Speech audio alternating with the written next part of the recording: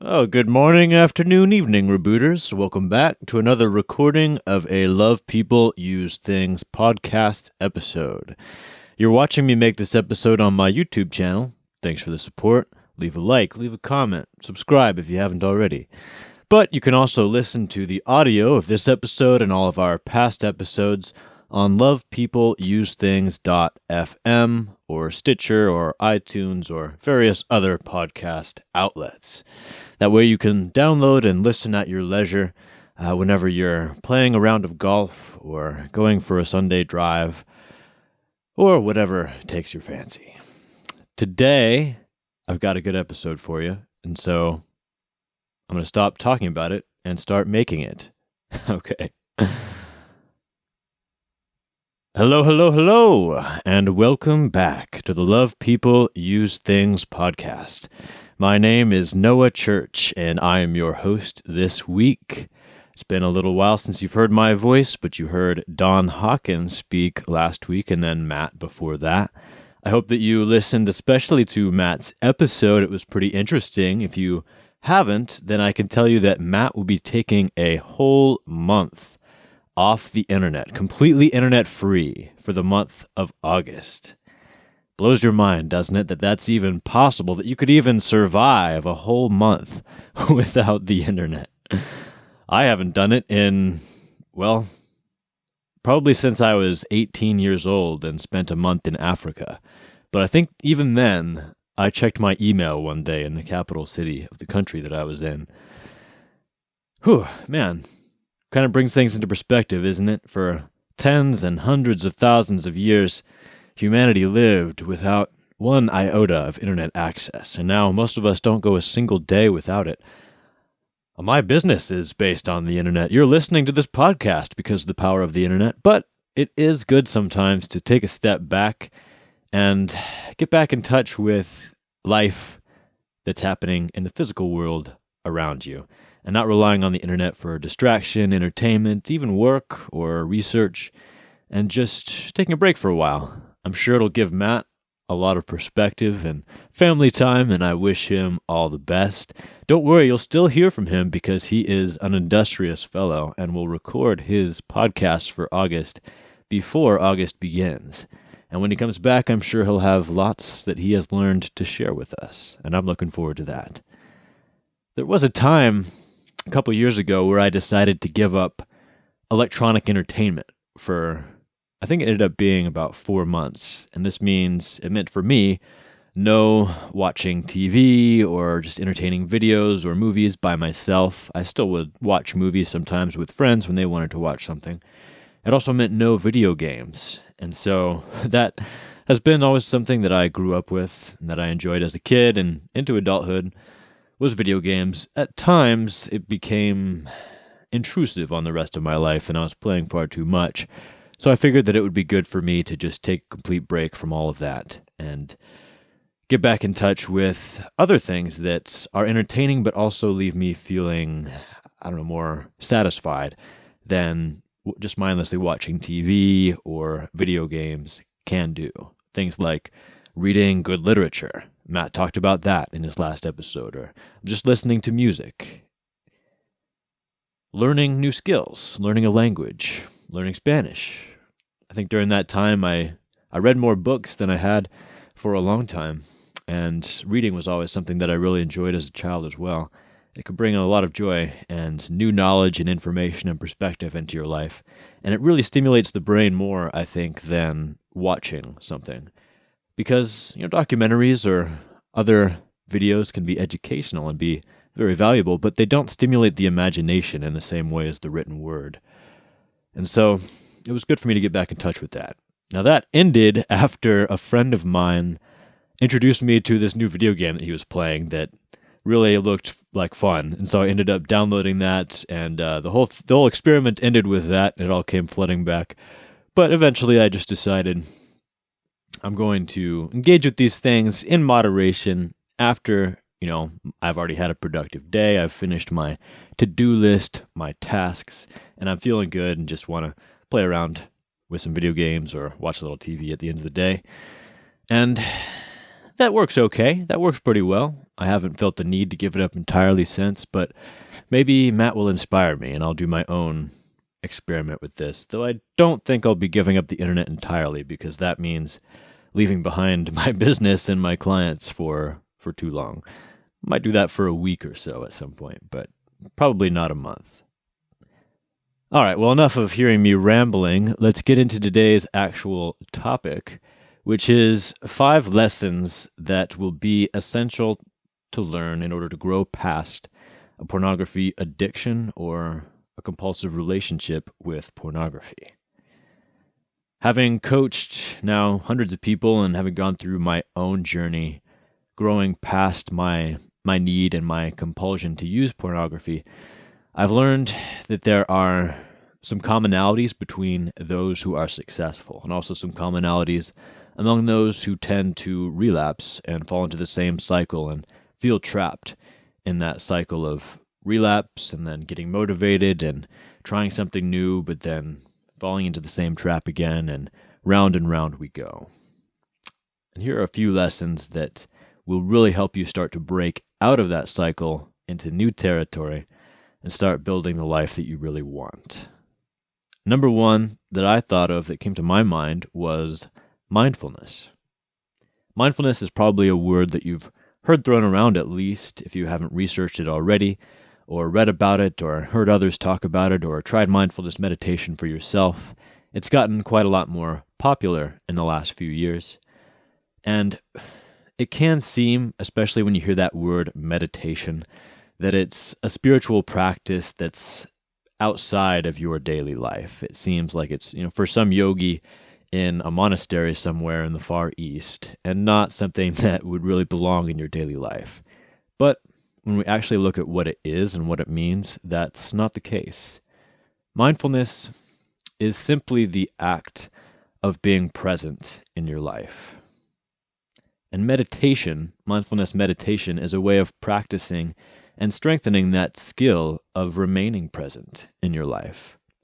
So what does a mindful person look like? A mindful person is able to bring his or her focus back to whatever he or she is engaging in at that time. If they're at work, dealing with customers or patients or whatever, then they're able to focus entirely on that interaction, bring their whole being into that moment, and do the best they can with the skills they have and the situation that they are given, without being bogged down and distracted by regrets over the past, worries over the future, insecurities, intrusive thoughts that really have no place in that moment.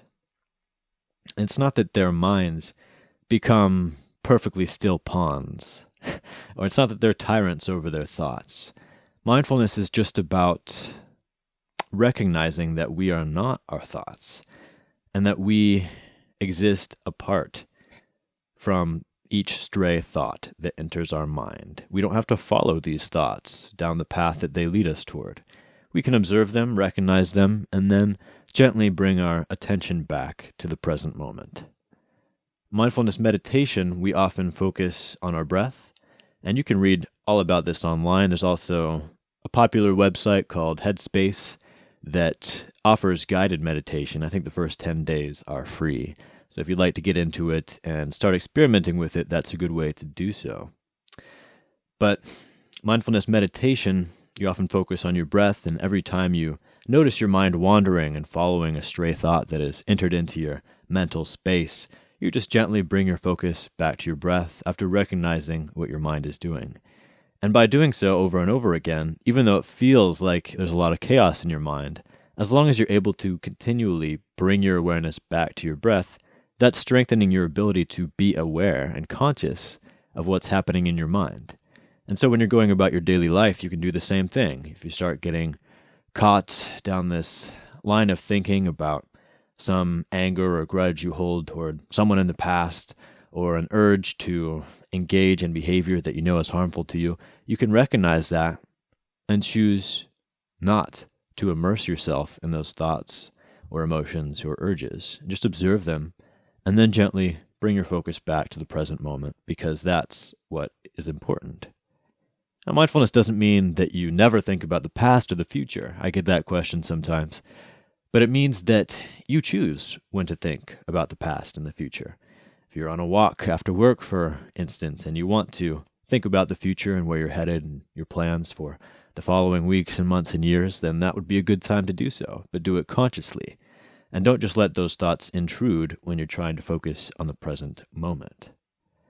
Being mindful is really going to help addicts because for addicts, we know how easy it is to get swept away in that river of impulse, of urge and temptation, and just let everything go, say screw it to all the better angels of our nature, and follow that impulse wherever it leads.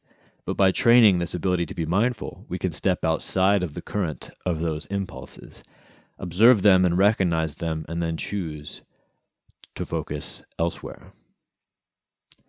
All right, our second one is an extension of that first lesson, and this lesson is just to learn how to get in touch with and start meeting your actual needs. I hear all the time after people start giving up porn that a lot of emotions and traumas start bubbling to the surface, things that they thought they were beyond.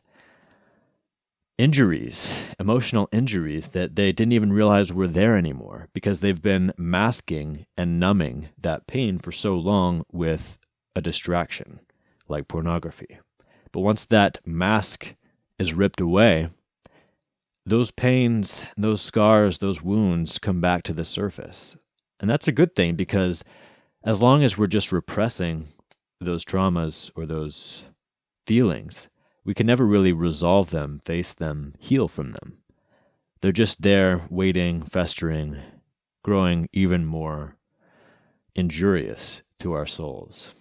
But once that mask is gone and we rid ourselves of that need to constantly escape from our emotions, they come back. And that's the time when we really need to be mindful of what's happening, accept that these negative emotions are part of the human experience and that they're not bad for us. We don't need to escape from them, but we can learn from them. We can learn from these feelings and start to discover what we actually need in our lives. I was talking with a client just the other day. He said he always felt like a lone wolf, like he never really needed other people. But now that he's leaving behind porn, he feels that loneliness and he feels like he needs people and needs that connection. He always did. He was just masking that need with pornography. But now that he knows that he needs that connection with others, he can start to work towards acquiring it and fostering those relationships. Journaling helps with this. It helps you to live consciously. If you've never tried to journal on a regular basis or have tried in the past but given it up, I encourage you to pick up that journal again. And the way that I think it works best is to commit to journaling every single day. But it can be as little as a single word. Some days you'll be tired. It'll be one word, one sentence. You won't have much to say, but you're still building that habit of journaling and living consciously every single day. And other days you'll start to write and you'll realize that there's a lot you want to get out onto the page. And it's a process of self-discovery. And it will really allow you to understand yourself at a deeper level. Another thing you can do is start opening up to those in your life, talking to people, really having those deep, profound, meaningful conversations, not just small talk, but opening up about your fears and your pain and your hopes and your dreams. You don't necessarily need to ask for help from others, but it can be incredibly cathartic to open up in that way and let others in. If you're not ready for that, or you don't have someone in your life yet whom you feel comfortable doing that with, then you can start with an anonymous online support community. There are all sorts of them online for those recovering from porn-related problems. You can share your story, read others' stories, ask questions, provide answers. It could be quite helpful. All right, number 3. We all tell ourselves a story about our lives, a story about who we are, what we are capable of, what we come from, and where we are going. Most of our reality is a construct of our minds. Most of how we understand how the world works has been taught to us by society or reinforced through our own life experiences. And so much about our lived experience can change when the story that we tell ourselves starts to change. It's not as simple as just saying different words to ourselves or saying affirmations, but the story that we believe about ourselves can start to change once we start to take new actions and break out of old cycles, and we start to believe that we are someone that is capable. We are someone who can accomplish things that you really want in your life. What's that Henry Ford saying? Both the man who thinks that he can and the man who thinks that he can't are both probably right. That is a quote that has always stuck with me, and it's something that I think is very, very true. A commonality that I see in people who struggle for years to leave behind porn with not much success is that they tend not to accept responsibility and legitimize their own power to change their lives.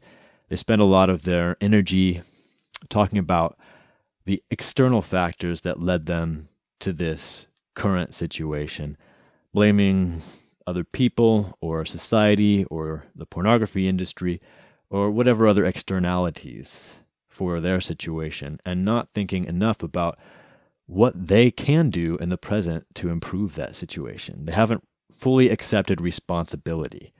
Now, I'm not saying that they should blame themselves for where they are. Often, people that I work with were exposed to pornography for the first time when they were simply children or preteens, young teenagers, before anyone had really told them about sex, for one, or pornography, for two. What pornography could do to them, how it could warp their understanding of relationships and sexuality, how it could create addiction, how it could foster sexual dysfunction. No one warned them about that, and it's not their fault often that they have become caught in this addictive cycle. But now that they understand how all that happened and are aware of what needs to be done to break out of that cycle, they do have to take responsibility for their current situation in order to start really moving forward. Because no one is going to do this for us. Our parents aren't going to do it for us. Society is not going to do it for us. Our ex-girlfriend who broke our heart is not going to do it for us. There are people in our lives who will support us, who want to help us, but we have to be the one to walk the path. Start doing so. Accept responsibility. Experiment. Take action. Move forward. Focus just on the present and what you can do right now. And before you know it, that story that you tell yourself about yourself will start to change. And you'll start to become someone different. Your reality will become something better. Number 4 is to discover what a healthy sexual expression means for you. We are all innately sexual creatures. We are all born with a sex drive, and that is different for each one of us. It's very individual, but it's up to us to all learn how to express that sexuality in a way that leaves us feeling better, satisfied, proud, happy, having cherished memories to look back on, not feeling guilty, ashamed, regretful, weak. If the way that you're expressing your sexuality makes you feel these negative emotions, then that is a clue that something is gravely wrong, and that needs to be addressed. If you've never expressed your sexuality without feeling these things, I assure you that a sexual relationship, a way of expressing that part of yourself, is possible in a way that does not leave you feeling bad about yourself. We all need to find that. Now, I'm not saying that you need to find that immediately upon starting this journey or quitting pornography. I think it's very beneficial to have periods of complete abstinence during this journey, especially if you have never done so before. Most adults, especially adult males, have never gone more than a couple of weeks in their adult life without an orgasm. And that's a shame, because there's a lot to learn about ourselves by doing so.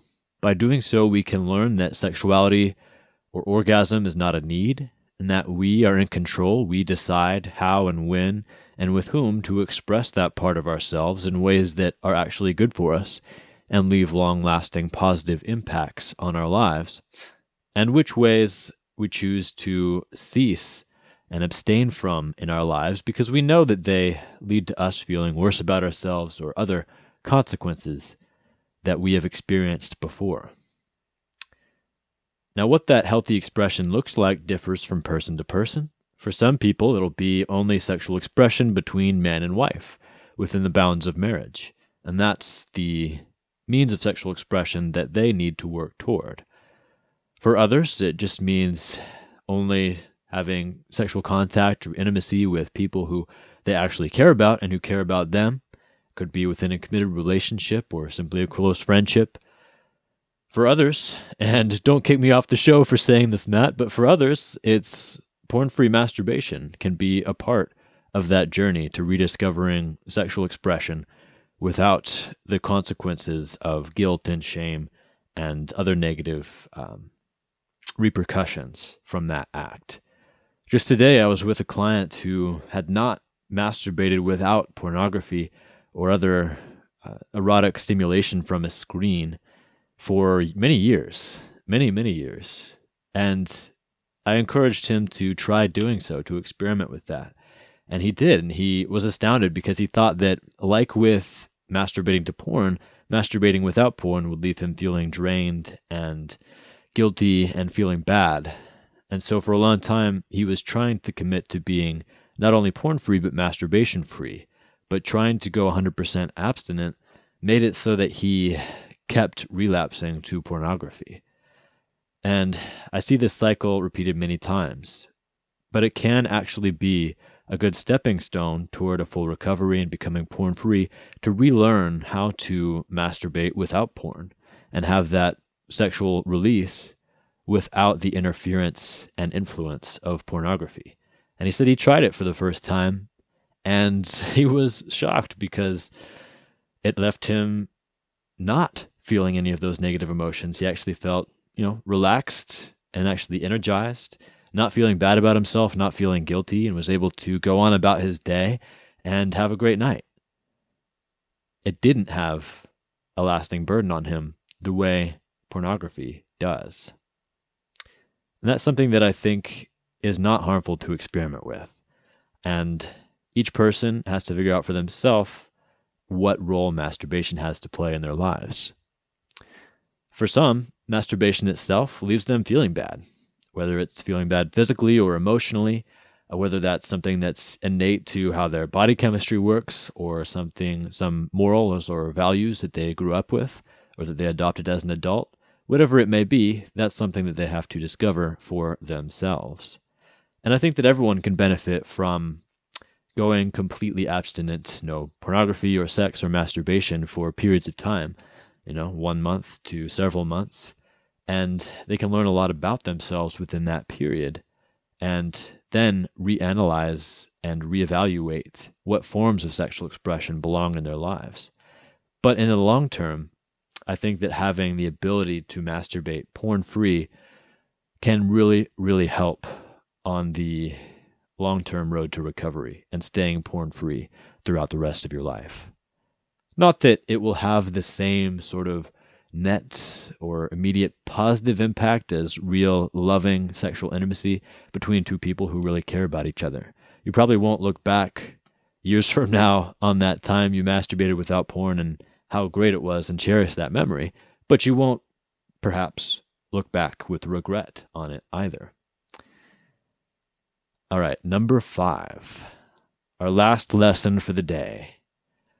That lesson is to begin thinking more about the needs of others than our own desires. It's easy to get caught up in what we want, what we are working towards in our lives, what we lack, what life has denied us, what we're trying to accomplish for ourselves. And it's a narcissistic means of living that I think is encouraged by the capitalistic society that we live in. Not to say that I'm against capitalism, I'm not, and I'm not trying to bring politics into this, but a lot of advertisements are about products, selling us products that are supposed to make us happy, or about selling us the body or the exercise regime that will give us the body that will make us happy. All these have one thing in common, and that's that you're thinking about yourself. But we are social creatures. We're innately social creatures, and we get lasting joy out of giving to others, out of helping to improve the day or the life of other people. And that's a lesson that can be really, really valuable in this journey. Help you get outside of yourself, get outside of that same cycle of feeling impulses and following them when you begin to feel this responsibility and joy from giving to others, and that connection that it fosters within you, and that lasting joy and satisfaction that it can bring you when you know that you've helped make someone else's life better. And these can be small things. It can be something as simple as leaving a little gift, baking some cookies and leaving them for your friend or your loved one, your mother. It can be as simple as giving someone a genuine compliment, telling your coworker how you've always admired this or that quality that they expressed, but have never told them that before. And you can see the sparkle in their eyes when that happens, the surprise and the smile, the genuine smile that they have on their face when that happens. And when you start to incorporate a conscious level of giving to others and trying to improve others' lives on a daily basis, it will really start to improve your own life. And you'll start to be thinking more about what you can do for others today and how you can improve others' lives than about the pornography that you would like to watch or whatever other indulgence or compulsion that you're struggling with. Especially in this self-recovery, self-development journey, it's easy to get caught up thinking about yourself. The word is right there, self-development. But a lot of self-development is about thinking less about yourself and more about others. So I dare you, I encourage you, I challenge you to try that for a week, every day for a week, at least once per day, one time per day. Try to consciously and significantly make someone else's day or life a little bit brighter, a little bit better, a little bit more filled with joy. And I think that if you do that for a week, you'll really notice a difference in your own life as well. All right, I hope you enjoyed these 5 lessons that I think are very valuable to growing beyond the compulsion, the addiction, the need to indulge in pornography. It's all these things I had to learn over months and years myself, and they're things that I've really seen help others going through this journey. So I hope that you can take some wisdom from them, and these are all lessons that will help anyone. Whatever your problems or your struggles or your goals might be, whether you're struggling with porn or substances or codependence, or whether you're not really struggling at all but still looking to improve your life, these are lessons that we can all learn from. So maybe this will help you in your own life. Maybe these are lessons that you can share with someone you think needs them. Go ahead and share this podcast. Post it to your social media. Give it a like, give it a comment, give it a share. If you really appreciate it and enjoy it, then I would love for you to visit our Patreon. Patreon is a platform where supporters can monetarily support the authors and producers and creators that they really believe in. And we are getting steadily increasing support on Patreon, where people can pledge a certain amount of money per month and get certain rewards in return. And that's really awesome to see. Thank you for everyone who has already become a patron on our Patreon. It really helps to know that you value these episodes as much as you do, and it encourages us and enables us to continue making this content, and in the future make more content and more varied types of content. Did anyone say monthly live streams with me and Matt? Maybe we can make that happen somewhere down the line. So go over to our Patreon and check that out. I'm going to go ahead and ask you, if you have the means, to go ahead and support us for $10 a month. That would be amazing, and we'd appreciate it from the bottom of our hearts. If you'd ever like personal guidance, you can always find ways to work with me. I am a recovery coach dealing with issues of porn addiction and porn-induced sexual dysfunctions, relationship issues stemming from pornography use, all of that good stuff. So if you'd like to find ways to work with me, you can visit me at addictedtointernetporn.com. where you can also sign up for my newsletter and get the PDF of my book, Whack Addicted to Internet Porn, for free. That'll be a great foundational guide for you, give you a lot of that baseline knowledge about how pornography affects us, affects our relationships, affects our society, and how you can start growing beyond it in your own personal life if you choose to do so. All right, I think that's it. I always forget one or two things, but I think that's all for today. I hope you tune back in next week for an episode from Matt, and then the week after that for an episode from me. See y'all next time.